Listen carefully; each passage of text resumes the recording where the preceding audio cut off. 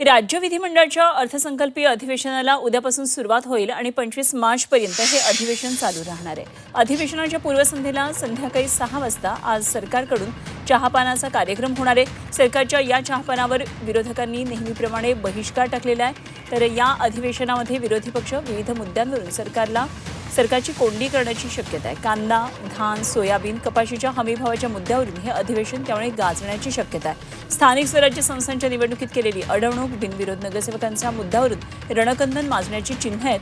तसंच अलिबागमधल्या जमीन मोजणीच्या वेळी झालेल्या प्रकारावरून विरोधक विधानसभेचे अध्यक्ष राहुल नार्वेकर यांना लक्ष्य करणार आहेत। यंदाचं अर्थसंकल्पीय अधिवेशन त्यामुळे आता वादळी ठरण्याची चिन्ह दिसतात।